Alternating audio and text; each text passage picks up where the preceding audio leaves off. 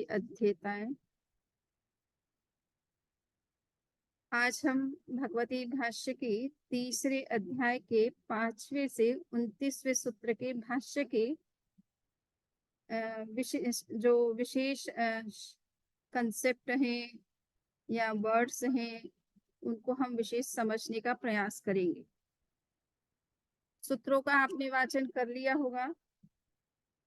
सूत्रों में विशेष रूप से असुर कुमार, असुरराज, चमर और उसके जो सामानिक आदि देव हैं, उनकी कितनी शक्ति होती है विक्रिया करने की, उसके बारे में प्रश्न किए गए हैं और उसके उत्तर में भगवान महावीर ने उनके सामर्थ्य को समझाया है। अब इस संपूर्ण पाठ के अंदर कुछ मुनियों की भी चर्चा है जो कि भगवान महावीर के अपने शिष्य रहे हैं और वो देव बन जाते हैं, तो उनकी रिद्धि सिद्धि के बारे में भी प्रश्न किया गया है। तो विशेष रूप से हम भाष्य पर केंद्रित करते हैं, जिससे कि आपको उस भाष्य में जो इन सूत्रों के संदर्भ में जो कुछ विशेष बातें ध्यान देने योग्य है, समझने योग्य है, उसको भाष्य में विशेष रूप से उल्लेखित किया गया है, उसके बारे में विशेष जानकारी दी गई है। तो इन सूत्रों को आपने पढ़ा होगा, तो इसमें देखा है कि देवता का जन्म जो है वो उपपात प्रक्रिया से होता है। जन्म के 3 तरह से प्रोसेस होती है, गर्भ, उपपात और समूर्छन। कुछ जीव गर्भ की प्रक्रिया से उत्पन्न होते हैं, यानी माता पिता के संयोग से उत्पन्न होते हैं। कुछ जो है समूर्छन यानी अनुकूल वातावरण मिलने पर उत्पन्न होते हैं, और कुछ जीव ऐसे होते हैं जो पर्टिकुलर स्थान में अपने आप ही पैदा होते हैं। तो विशेष रूप से देवता और नरक के जो प्राणी का जन्म है वो किसी स्थान विशेष में होता है और उसे उपपात प्रक्रिया कहते हैं। तो उपपात प्रक्रिया में क्या होता है, देवता जहां भी जन्म लेते हैं, विशेष रूप से वो स्वर्ग में जन्म ले या किसी भी रूप में देव रूप में जन्म होता है, तो विशेष रूप से ये शैया का जो कंसेप्ट है वो उनके अपने जो स्थान है वहां पर एक शैया बनी होती है, और कहा जाता है कि उसके ऊपर एक चादर जैसा बिछा हुआ होता है, जिसे वो प्रच्छद पट कहते हैं, और उसके ऊपर एक देवदुष्य ने कपड़ा होता है देवता का, वो उस कपड़ा रहता है, और उसके अंदर जो है यानी देवदुष्य और जो प्रच्छद पट यानी चादर के बीच में देवता की उत्पत्ति होती है। तो जब देवता उत्पन्न होते हैं तो वो अपने आसपास के वातावरण से वैक्रिय वर्गणा के पुद्गलों को ग्रहण कर अपने शरीर का निर्माण कर लेते हैं, और कहा जाता है कि 32 वर्ष के युवा की तरह उनका शरीर होता है। जब वो प्रकट होते हैं तो लगता है कि जैसे 32 वर्ष का युवा व्यक्ति हो। तो ये प्रक्रिया विशेष रूप से उपपात प्रक्रिया कहलाती है। नरक के प्राणी भी उपपात प्रक्रिया से उत्पन्न होते हैं। वो पर्टिकुलर एक कुंभी जैसा आकार वहां पर होता है नरकावासों में, जहां उन जीवों की उत्पत्ति होती है, और फिर उस कुंभी से उन्हें बाहर निकाला जाता है। एक बात ये सामने आई कि देवता जब जन्म लेते हैं तो उनका आकार, उनकी अवगाहना कितनी होती है, तो सबसे छोटी अवगाहना अंगुल का असंख्यातवां भाग माना गया है। अपनी जैसे इस तरह से एक अंगुल है, इस अंगुल के अगर असंख्यात टुकड़े कर दिए जाए तो वो एक टुकड़ा कितना छोटा होगा। इतनी सी छोटी अवगाहना हर जीव की उत्पत्ति के समय रहती है, तो चाहे देवता हो या अन्य कोई प्राणी हो, सबसे छोटी अवगाहना जीव की जो है वो अंगुल का असंख्यातवां भाग माना गया है। देवता में 5 पर्याप्तियां मानी जाती है। पर्याप्ति किसे कहते हैं? जीवन को चलाने के लिए हमारे शरीर में कुछ सिस्टम होते हैं, उन सिस्टम्स को पर्याप्ति कहा जाता है। विज्ञान की दृष्टि में digestive system, respiratory system, excretory system, blood circulation system, इस तरह से जो है 10 प्रकार के सिस्टम माने जाते हैं। किंतु जैन धर्म में पर्याप्ति के नाम से जो सिस्टम माने गए हैं वो 6 ही हैं। देवता में विशेष रूप से 5 पर्याप्ति का कंसेप्ट मिलता है। और यद्यपि वो भी मनुष्य की तरह ही पंचेंद्रिय प्राणी होते हैं, संगी प्राणी होते हैं, उनमें भी चिंतन की शक्ति होती है, मन का विकास होता है, इसलिए उनमें भी 6 पर्याप्तियाँ ही होनी चाहिए, 5 नहीं होनी चाहिए। तो यहाँ पर आपने देखा है कि टीकाकार इस बात का निर्देश करते हैं कि उनकी भाषा पर्याप्ति और मन की पर्याप्ति जो है, वो एक ही साथ संपन्न होती है। इसलिए उनको एक ही मान करके 5 पर्याप्ति का कंसेप्ट दिया गया है और कहने का तात्पर्य इतना ही है कि मनुष्य की तरह देवता में भी 6 पर्याप्तियाँ होती है। तो ये पर्याप्ति के बारे में आप अच्छी तरह से जानते ही हैं कि आहार पर्याप्ति से जीव आहार ग्रहण करता है, पुद्गलों को ग्रहण करता है, चाहे वो आहार संबंधी पुद्गल हो, श्वास संबंधी हो, शरीर संबंधी हो, शरीर जो कुछ उसे चाहिए उन पुद्गलों को ग्रहण करने के लिए उसके शरीर के अंदर एक सिस्टम बना होता है जिससे कि वो उन पुद्गलों को बाहर से ग्रहण करता है। तो इसको आहार पर्याप्ति कहते हैं। शरीर पर्याप्ति से शरीर के का निर्माण करता है। इंद्रिय पर्याप्ति से इंद्रियों का निर्माण किया जाता है। श्वासोच्छ्वास पर्याप्ति के द्वारा श्वास का सिस्टम डेवलप होता है। भाषा पर्याप्ति के द्वारा भाषा का सिस्टम डेवलप होता है और मन पर्याप्ति के द्वारा हमारे में चिंतन शक्ति का विकास होता है। तो ये इस तरह से 6 पर्याप्तियां देवता में भी होती है, किंतु संपन्नता उनकी जो है जहाँ तक सामान्य मनुष्य के संदर्भ में या अन्य पंचेंद्रिय प्राणी की बात है, तो ये माना जाता है कि पर्याप्तियां छहों एक साथ स्टार्ट तो हो जाती है। आहार पर्याप्ति एक समय में ही संपन्न हो जाती है और अन्य सारी पर्याप्तियां अंतर मुहूर्त में संपन्न होती है। और जहां तक देवता का प्रसंग है, उसमें भाषा पर्याप्ति के बाद मन पर्याप्ति का विकास न होकर के भाषा पर्याप्ति के साथ ही मन का विकास हो जाता है। इसलिए उन दोनों को एक मान करके 5 पर्याप्ति की बात कही गई है। तो ये अब समझना है कि भाषा पर्याप्ति और मन पर्याप्ति का आपस में संबंध क्यों है। क्योंकि हम कभी विचार करते हैं, जिस किसी चीज का विचार करते हैं तो हमारे दिमाग में कोई ना कोई भाषा बनती है। हम जिस किसी भाषा को जानते हैं, बोलते हैं, वही भाषा हमारे दिमाग में विचार के रूप में भी आती है। इसलिए जब कभी भाषा पर्याप्ति का निर्माण होगा तो मन पर्याप्ति का निर्माण भी स्पेशल जिनको संगी जीव होंगे उनमें उसका विकास भी होगा। तो भाषा और मन का संबंध कहीं कहीं एक जैसा माना गया है, एक ही माना गया है कि भाषा विचार भी एक प्रकार की हमारी मस्तिष्क की भाषा है या मन की भाषा है। इसलिए इनको एक मान लिया गया है और इस दृष्टि से 5 पर्याप्ति कहना भी अनुचित नहीं है। यहाँ पर आचार्य श्री महाप्रज्ञ जी ने, जिन्होंने भगवती का ये भाष्य लिखा है बहुत ही सुंदर शैली में और बहुत तुलनात्मक और वैज्ञानिक दृष्टि से भी इस पे विचार किया गया है। तो यहाँ पर आप देख ही रहे हैं कि ये शरीर शास्त्र की दृष्टि से भी ये चिंतन किया गया है कि हमारे अंदर जो स्वर यंत्र होता है जिससे हम बोलते हैं, भाषा निकलती है, और मानसिक क्रिया में परस्पर संबंध माना गया है विज्ञान की दृष्टि में भी। स्मृति, चिंतन और कल्पना ये मन की 3 कार्य होते हैं और भाषा के बिना ये कार्य नहीं किए जा सकते। यानी मन में जब कभी हम चिंतन करते हैं, कल्पना करते हैं, किसी चीज का स्मरण करते हैं, तो हम किसी न किसी भाषा में ही सोचते हैं।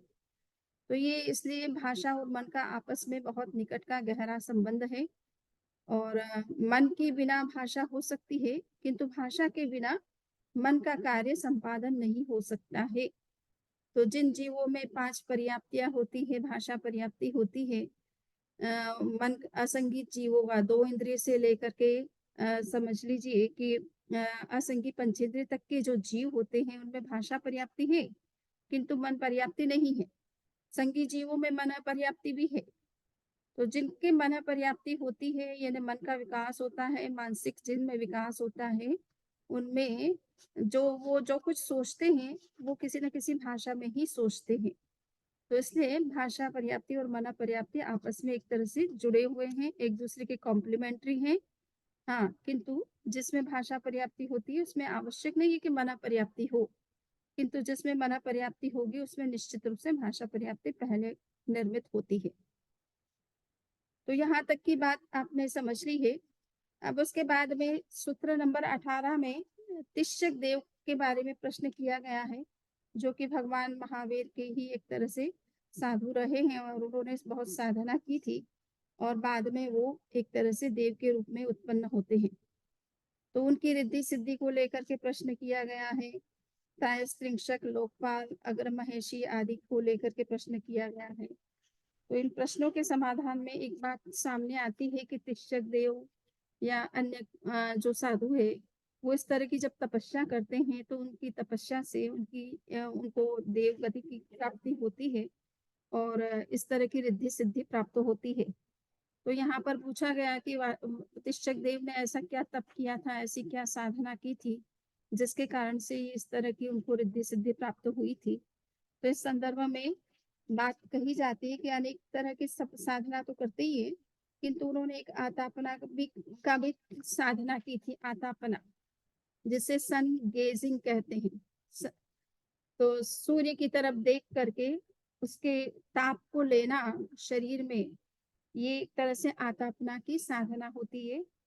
और आतापना में विशेष रूप से हम सूर्य किसी ऊंचे स्थान पर बैठ करके या खड़े रह करके या कुछ लोग लेट करके भी सूर्य के ताप को अपने अंदर, अपने शरीर के अंदर ग्रहण करते हैं, जिससे कि उनके अंदर की जो प्राण शक्ति है वो बढ़ जाती है, तेजस शक्ति का विकास होता है और उससे अनेक प्रकार की रिद्धि सिद्धियां भी प्रकट होती है। साथ साथ में जो जिनका लक्ष्य निर्जना होता है, आत्म साधना होता है, वो उस तेजस शरीर का उपयोग अपने कर्म शोधन के लिए, कर्म को समाप्त करने की साधना में विशेष उस शक्ति का प्रयोग करते हैं। तो आतापना के बारे में आप आगे के पहले भाग में बहुत विस्तार से पढ़ चुके हैं। दूसरे अध्याय का मेरे ख्याल से 60वां या 62वां सूत्र है, जिसमें आतापना के बारे में काफी विस्तार से अच्छा विवेचन किया गया है और आपने उसको अपनी पहली कक्षा में, आप जिस समय इस भाग को आपने पढ़ा था उस समय पढ़ा होगा आपने। तो मेरे ख्याल से उसकी ज्यादा चर्चा करने की आवश्यकता नहीं लग रही है। और अब हम चल रहे हैं कि पटरानियों के संदर्भ में यहाँ पर बीच बीच में प्रश्न किया गया है कि जहाँ सौधर्म देव है, शान के जो इंद्र है, उनकी जब रिद्धि सिद्धि की बात आई तो साथ साथ में उनकी अग्र महेशिया, उनकी जो पटरानियां होती है यानी देवियां, जो प्रमुख देवियां होती है, उनकी रिद्धि सिद्धि कितनी होती है उसके बारे में भी प्रश्न किया गया है और उसका विवेचन किया गया कि उनकी कितनी क्षमता होती है। तो अब तीसरा जो देवलोक है, जिसको सनत कुमार देवलोक कहते हैं, उसके संदर्भ में भी जब प्रश्न पूछा गया, वहां के इंद्र, उनके देवता जो सामानिक देव हैं, अन्य जो देव हैं, उनकी क्या रिद्धि सिद्धि है, तो उस संदर्भ में एक अग्र महेशी का भी उल्लेख कर दिया गया है। यद्यपि अपन जानते हैं तत्व की दृष्टि से कि दो देवलोक के ऊपर देवियां नहीं होती है, केवल पहले और दूसरे देवलोक में ही देवियां पाई जाती है, तीसरे देवलोक में देवियां नहीं पाई जाती है। तो यहाँ पर जब उल्लेख हुआ तब ये प्रश्न आया कि वहां पर जब देवियां होती नहीं है तो अग्र महिषी को लेकर के क्यों प्रश्न किया गया है। तो यहाँ सामान्यतः उत्तर इस रूप में दिया गया है कि कभी कभी जब पाठ लिखा जा रहा था, आगमों का संपादन हो रहा था, तो कुछ समान पाठ थे तो उन पाठों की आप कॉपी कर दी जाती है और कॉपी पेस्ट करने में ये कभी कभी कोई चीज वहां रह जाती जिसका वहां उल्लेख नहीं होना चाहिए। तो जब सारा पाठ एक जैसा है और कोई एकाध शब्द का फर्क होता है या एकाध कोई वाक्य वहां हटाना होता है, तो एडिटिंग के समय उस तरह से रह गया लगता है और इसलिए ये उल्लेख हुआ है। और दूसरा ये भी है कि देवियां जो हैं वो एक पहले और दूसरे देवलोक तक तो होती है, किंतु वो आठवें देवलोक तक जा सकती है। इस अपेक्षा से कोई उल्लेख अगर कर दिया गया है तो बात अलग है। तो ये और एक ये रीजन दिया गया है कि सामान्य रूप में जिस तरह से एक सामान्य चर्चा चलती है, जरूरी नहीं है कि उस देवलोक में वो देवी हो, परंतु अगर सपोज उस वहां देवी होगी तो उसका सामर्थ्य कितना होगा, क्या होगा, यह समझाने के लिए बात कही जा रही है। तो इस तरह से जो है इसको इस रूप में हमें समझना है। आचार्य श्री ने इस पाठ का संशोधन करते हुए यहाँ पर बताया है कि एवं सामान्य तावत तिसक लोक पालाना, यहाँ पर पाठ ये होना चाहिए था, न कि अग्ग महिषीनम, ये पाठ होना चाहिए। तो ये कोई कारण से या तो कॉपी पेस्ट करते समय उसको डिलीट करना चाहिए था, वो डिलीट नहीं किया इसलिए रह गया है, या ऐसे ही जस्ट सामान्य रूप में ये बता दिया गया है कि अग्र महिषी की क्या क्षमता होती है। तो इसलिए ये पाठ आपको देखने को यहाँ पर मिल रहा है। इस सारे प्रकरण में आप ये भी देख रहे हैं कि देवता की, चाहे चमरेंद्र की शक्ति की बताई जा रही है, चाहे सामानिक देवों की बताई जा रही है, चाहे लोकपाल देवों की बताई जा रही है, चाहे अग्र महिषी जो देवियां हैं उनकी शक्ति का, सामर्थ्य का आपके विवेचन किया जा रहा है। उस विवेचन के साथ साथ इस बात का इंडिकेशन बराबर किया जा रहा है कि ये शक्ति, इतना सामर्थ्य उनके अंदर होता जरूर है, किंतु वो इसका प्रदर्शन कभी नहीं करते हैं, इसका प्रयोग कभी नहीं करते हैं। ये केवल उनकी शक्ति, उनकी उपलब्धि या उनकी क्षमता के बारे में आपको एक व्यू देने के लिए, समझाने के लिए इस तरह की बात कही जा रही है, किंतु इस तरह की शक्ति का प्रयोग वो कभी नहीं करते हैं।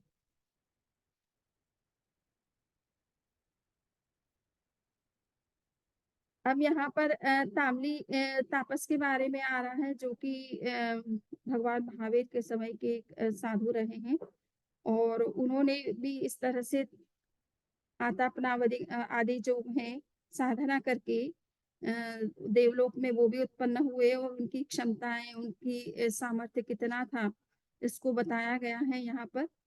तो यहाँ पर विशेष ये बताया गया है कि कूटागार शाला, यानी जब सूर्याभ देव आते हैं भगवान महावीर के सामने और अपनी रिद्धि सिद्धि का प्रदर्शन करते हैं, अपने सामर्थ्य का प्रदर्शन करते हैं, और जो दिव्य नाट्य विधियां होती है वहाँ भगवान महावीर के पास उपस्थित जो भी साधु साध्वी होते हैं वो उसे देखते हैं, और जब वो संपन्न हो जाता है तब वो उन रिद्धि सिद्धि को अपने में भीतर में समेट करके वो वहां से प्रस्थान कर जाते हैं।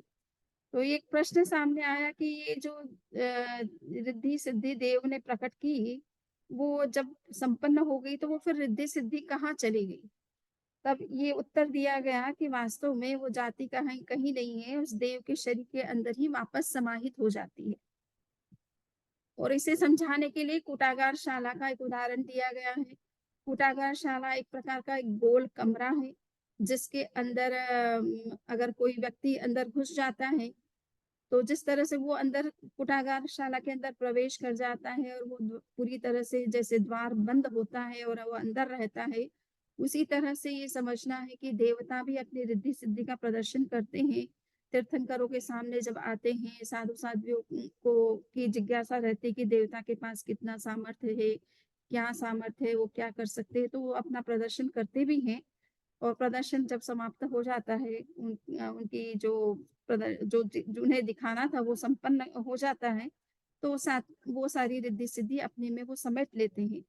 तो समेटने के बाद वो कहाँ जाती, ये प्रश्न जो किया गया, तो इसमें कुटागार शाला का उदाहरण दे करके समझाने का प्रयास किया गया है कि कुटागार शाला में जिस तरह से बाहर यदि बहुत गहरी बहुत बारिश होने वाली है, तो कोई भी व्यक्ति अपनी सुरक्षा करने के लिए इस तरह का अगर कोई स्थान मिलता है, तो उसके अंदर जिस तरह से वो प्रवेश कर जाता है, वैसे ही ये रिद्धियां सिद्धियां भी देवता के अंदर प्रवेश कर जाती हैं, उसके उनके अंदर ही समाहित हो जाती है। तो ये आपको यहाँ पर फिर कुटागार शाला का निर्माण किस तरह से होता है, उसका स्ट्रक्चर कैसा होता है, तो यहाँ पर बताया गया है कि एक बंकर, जिस तरह से जमीन में बंकर बनाए जाते हैं सुरक्षा के लिए, उसी उसी तरह की इसकी रचना होती है। ऊपर में शिखर की तरह दिखाई देता है, किंतु भीतर में जमीन के अंदर बहुत गहरा होता है और बंकर की तरह गोलाकार होता है, और गहरा होता है, तो मनुष्य उसमें सुरक्षित रह सकता है। तो इस तरह की कूटागार शालाएं प्राचीन काल में बनाई जाती थी। उसी का उदाहरण दे करके यहाँ देवता की रिद्धि सिद्धि के संदर्भ में उसका उल्लेख किया गया है और समझाने का प्रयास किया गया है।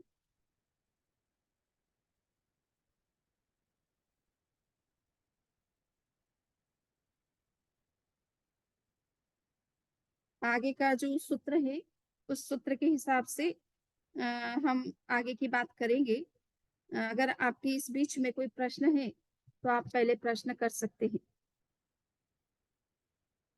जो भी अनम्यूट करना चाहे अपने आप को अनम्यूट कर सकते हैं और कोई प्रश्न है तो पूछ सकते हैं। बंदर में नमन स्वामी। हाँ यहाँ पे ये सूर्याब देव, बंदा में नमनता में हाँ सूर्याब हाँ देव की क्या बात है? इसमें सूर्याब देव का दिया हुआ है तामली ईशान केंद्र पद में, हाँ। तो इसका इसलिए क्या नहीं, यहाँ पर है? चूंकि ताम्रलिप्त तापस जो है, जब वो ईशानावतंसक विमान में देवेंद्र देवराज ईशान भगवान महावीर की वंदना के लिए आते हैं, तो पूरा प्रकरण रायणी प्रसन्न के सूर्याब देव की तरह ज्ञातव्य है। तो यहाँ पर मूल बात इतनी सी समझानी कि वो जो देवराज इंद्र ईशान ईशान देवलोक के जो देवराज इंद्र हैं, वो जब नीचे आते हैं भगवान की वंदना करते हैं, तो उनके सामर्थ्य में के संदर्भ में जब बात आई, तब यहाँ पर ये बताया गया कि राजप्रश्नी सूत्र में जिस तरह से सूर्याब देव ने अपनी शक्ति का, रिद्धि सिद्धि का प्रदर्शन किया था और वो जिस तरह से उसमें समाहित हो गई थी, उसी तरह से ये देवराज ने भी के पास में भी वैसा ही सामर्थ्य था और उन्होंने उसी तरह से प्रदर्शन किया था। तो ये समझाने के लिए, क्योंकि बार बार वो राजप्रश्न ये सूत्र का इतना पूरा विवेचन ला करके, यानी देवराज देव के बारे में, ईशान के बारे में इतना वापस रिपीट करने की अपेक्षा उन्होंने संक्षेप में राजप्रश्न सूत्र का उदाहरण दे करके उस बात को समझाने का प्रयास किया है। यहाँ कोई सूर्याब देव का विशेष प्रसंग नहीं है, परंतु उन्होंने जिस तरह से अपनी रिद्धि सिद्धि का प्रदर्शन किया था, अपने में समाहित किया था, वैसे ही देवराज ईशान ने भी किया है। बंदा में और मेरा भी एक प्रश्न है। हाँ।